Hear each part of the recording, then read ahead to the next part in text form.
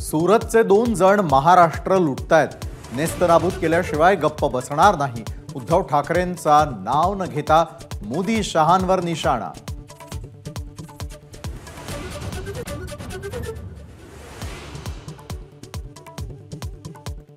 संजय निरुपम 3 मे या दिवशी शिंदेंच्या शिवसेनेमध्ये प्रवेश करणार.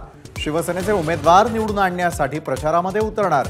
मुख्यमंत्र्यांच्या भेटीनंतर निरुपम यांची घोषणा.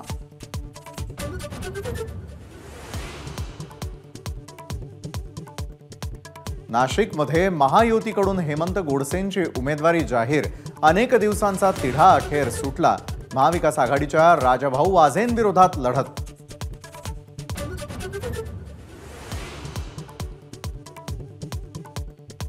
शांतिगिरी महाराज निवडणूक लढवण्यावरती ठाम, तर इतर मतदारसंघातही ताकदीनं निवडणुकीमध्ये उतरू, शांतिगिरी महाराजांचं वक्तव्य.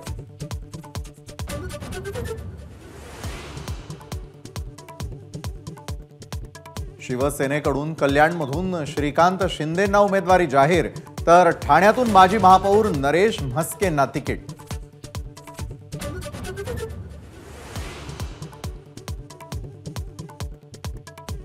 उमेदवारी जाहीर होताच श्रीकांत शिंदे नरेश म्हस्केंनी घेतली राज ठाकरेंची भेट. ठाणे कल्याण लोकसभेसाठी राज ठाकरे सभा घेणार, श्रीकांत शिंदेंची माहिती.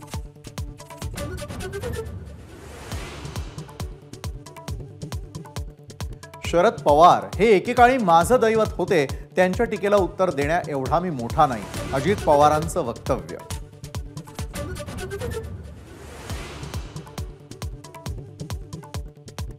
यूपीचे मुख्यमंत्री योगी आदित्यनाथ यांचा महाराष्ट्रामध्ये प्रचाराचा झंझावात. सोलापूर सांगलीमध्ये सभा. राम मंदिर, गोहत्या, जात न्याय, जनगणनेवरून काँग्रेसवर हल्लाबोल.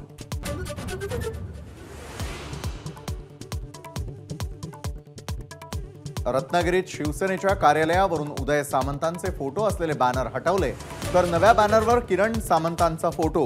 भावाचा फोटो लागला तर वाईट वाटण्याचं कारण नाही, उदय सामंतांची प्रतिक्रिया.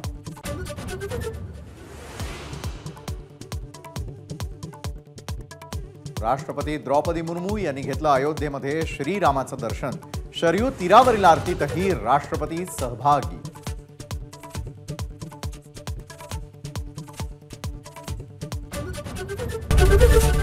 एबीपी माझा, उघडा डोळे बघा नीट.